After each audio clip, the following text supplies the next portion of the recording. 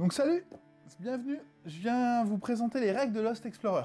Alors, je commence par l'ouverture de la boîte, vous allez voir, je fais la mise en place, je ne l'ai pas prévu avant parce que ça va être super facile. La règle, je la mets de côté, j'en ai pas besoin, je vais vous l'expliquer, mais je la mets quand même ici, je m'en resservirai tout à la fin du jeu, vous allez voir. J'ouvre mon paquet, je sors les pions et les jetons de départ, et je remets ça. J'ai deux petites choses, j'ai les petits jetons indices que je vais mettre ici. Vous avez les jetons lieu validés qui vont dépendre du nombre de joueurs. Ce que je me propose de faire, c'est de vous expliquer le jeu pour 3 joueurs. Un joueur va avoir un jeton de chaque couleur, et puis moi je suis ici, je vais aussi avoir un jeton de chaque couleur, et ça je vais mettre de côté, et donc je vais donner, attention il y a 4 membres d'expédition, je vais en donner que 3 à chaque joueur. Le dernier il va être mis de côté, je peux les poser ici, et les deux petits jetons chef d'expédition, ils vont aller ici et là. Donc on est 3 joueurs, je vais donc mettre 3 jetons lieu validés, je vais les prendre au hasard, hop, j'en enlève un. Donc on a le Sphinx, on a Chicken Ninja et on a la pagode. Commencer le jeu, il y a un de ces jetons là qu'on va retourner sur la face mission.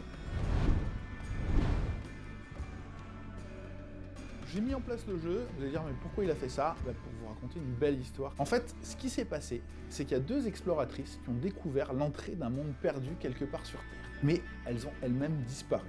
Probablement qu'elles sont en train de se la couler douce dans ce monde perdu. Et donc du coup, on va aller sur leurs traces, sur leurs pistes, pour essayer de le retrouver nous aussi. Donc nous, on va monter une expédition pour aller rechercher les indices qui ont été laissés par ces 2 exploratrices, pour aller retrouver donc, le monde perdu.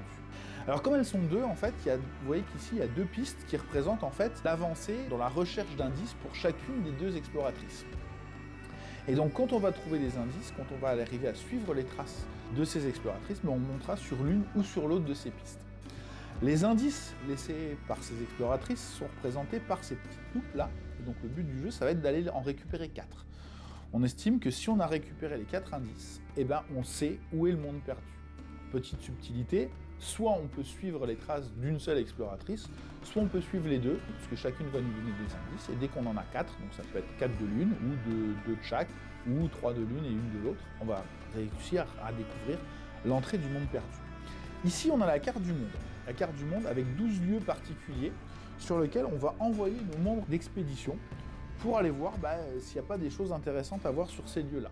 Et en ayant envoyé nos gars à travers le monde, on va pouvoir, comme ça, éventuellement, retrouver des traces, retrouver des indices laissés par les exploratrices et arriver au bout du jeu. Donc vous voyez à peu près ce qui va se passer. Sachant que c'est un jeu où, premier qui trouve le monde perdu, ça s'arrête, il n'y a pas de compte de points, il n'y a rien. Premier qui arrive, il a gagné. Comment ça va se jouer? Donc, à notre tour de jeu, en fait, on a 3 membres d'expédition et on va pouvoir faire 2 choses avec. Soit aller récupérer des jetons, soit les envoyer sur le terrain. Vous allez me dire, c'est quoi ces jetons? Et c'est là où je vais vous expliquer un des principes fondamentaux du jeu qui est très très important. Les jetons sont recto-verso. D'un côté, vous avez un véhicule et de l'autre côté, vous avez une mission avec différents lieux. On a 2 ou 3. Tous les lieux qui sont indiqués au verso d'un jeton véhicule sont des lieux accessibles avec au moins un véhicule du même type que le dos du jeton, pour chacun des lieux présents sur ce jeton. Par exemple, si vous prenez un jeton bleu et que vous le retournez, vous êtes sûr que c'est des missions qui vont nécessiter d'aller sur ces 5 lieux-là, parce que c'est ces 5 lieux-là seulement qui nécessitent d'avoir des bateaux pour y aller. Là, vous avez les grands principes généraux, je vous explique le tour de jeu et vous savez jouer. À votre tour de jeu, vous allez devoir, dans une première phase, envoyer vos membres d'expédition et dans une deuxième phase, les récupérer. Donc première phase, vous pouvez les envoyer ici. Si j'envoie un membre d'expédition ici, je vais pouvoir prendre le premier jeton de la pile. Quand je prends mon jeton, je décide de le prendre côté véhicule ou de le retourner côté mission. Sachant que dans le jeu, je ne pourrai plus jamais retourner ces jetons-là. C'est au moment où je le prends ici que je décide de quel côté je le mets. Si j'en envoie un, vous avez vu, je prends le premier. Si j'en envoie 2, je vais prendre le deuxième. Les jetons sont ainsi faits que je vois la couleur. Donc si j'ai besoin, par exemple, absolument d'un jeton vert, je vais en envoyer 2 ici pour prendre un jeton vert qui se retrouve en deuxième position. Un jeton vert qui est le dirigeable. Donc je peux en envoyer 1, 2 ou 3 pour prendre le premier, le deuxième ou le troisième jeton de la pile. Sachant que tour donné, au maximum, de toute façon, je ne pourrais prendre que 2 jetons. Donc ça, c'est ce que je peux faire avec mes mondes d'expédition. Je peux faire une dernière chose avec mes mondes d'expédition, je peux les envoyer sur le terrain. Par exemple, imaginons que voilà, j'en ai envoyé là, il m'en reste un ici. Pour aller sur un lieu donné, il faut que j'ai les jetons qui correspondent. Par exemple, j'ai envie d'aller ici. Il me faut un jeton dirigeable et un jeton voiture donc pour aller en Inde. Donc je les ai, je vais pouvoir mettre mon membre d'expédition en Inde et je vais devoir défausser un des 2 jetons qui m'a permis d'aller en Inde. Par exemple, je vais jeter mon dirigeable. Pourquoi je jetterai mon dirigeable et pas l'autre? Peut-être que j'ai besoin de l'autre pour aller sur un autre lieu après. Donc ça, c'est la première chose que je fais. La deuxième chose que je fais, c'est que je vais regarder si sur mon terrain, j'ai des membres sur tous les lieux donnés par une mission. Sachant que faire une mission partiellement ne sert à rien, ce qu'il faut, c'est la réaliser complètement. Alors, petit cas d'école, imaginons que je sois donc ici et ici, parce que j'ai bien joué le tour d'avant. Je nécessite l'Australie et les Nazca, donc je l'ai. J'ai réalisé cette mission-là, donc je vais défausser ce jeton-là et je vais devoir récupérer un des 2 membres d'expédition. Donc je vais par exemple récupérer celui-ci parce qu'on peut imaginer que j'ai envie d'être là pour d'obscures raisons. C'était une mission qui nécessitait 2 meeples, donc je vais avancer de 2 sur la piste jaune, puisque c'est un jeton jaune, ici. Petite subtilité, si j'avance mon chef d'expédition le moins avancé, donc là en l'occurrence en cas d'égalité ça marche, donc c'était le cas, c'était lui le moins avancé, je peux récupérer un jeton de la défausse. Par exemple, je décide de récupérer celui-là. Si plus tard je ravance celui-là de 1, je ne ferai rien, puisque c'est pas lui le moins avancé. Par contre, si j'avance lui, à ce moment-là, je pourrais récupérer aussi un jeton de la défausse. Il y a quelques lieux particuliers.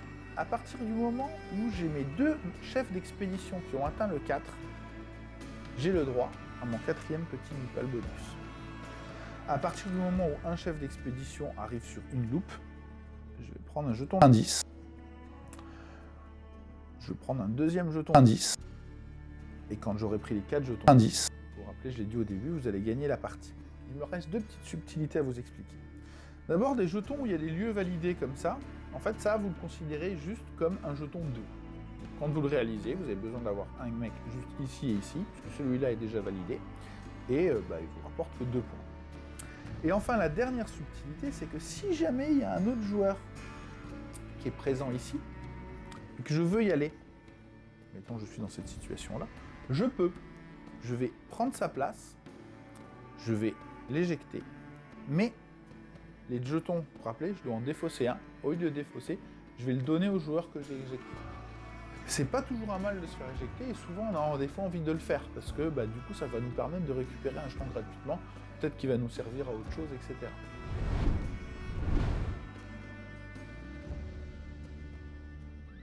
Donc pour résumer, à mon tour de jeu, je vais pouvoir envoyer des membres d'expédition ici pour prendre des jetons côté véhicule ou côté mission. Donc là par exemple, j'ai pris côté véhicule, ici je le prends côté mission. Ensuite, je vais pouvoir envoyer mes membres d'expédition sur le plateau à condition d'avoir les jetons requis. Donc ici, j'ai ce qu'il faut, j'en dépose un. Ici, j'ai ce qu'il faut, j'en dépense un. Ça, c'est ma première phase. Deuxième phase, je vais récupérer mes meeples. Ceux qui sont ici, je les récupère. Ceux qui sont là, si j'ai une mission de valider, comme c'est le cas ici, je défausse mon jeton de mission, je récupère mon meeple, j'avance du nombre de cases indiquées. Celui qui reste sur le plateau peut rester sur le plateau, en espérant peut-être qu'il se fasse soit déloger, soit pas déloger, en fonction de votre stratégie. Au début de votre prochain tour, si vous le désirez, vous pourrez le récupérer, ou vous pourrez le laisser là, tant que vous avez envie de le laisser ici sur le plateau. C'est notre tour de jeu, ça passe au joueur suivant. Et on joue comme ça à tour de rôle, jusqu'au moment où un joueur a les 4 jetons. Indice. Et quand on a les 4 jetons, petite chose rigolote, c'est qu'on va les retourner. Je vais faire la somme des chiffres. Ici, j'ai 31. Je vais prendre ma règle. Le 31, c'est ce QR code-là. Je vous invite à le scanner avec votre smartphone. Et ça va vous donner la localisation du monde secret sous Google Maps. Si vous avez les moyens, ça peut être vos prochains lieux de vacances. Normalement, ça doit valoir le coup. Voilà, vous savez jouer à tout, je pense. J'espère que vous amuserez bien. A plus!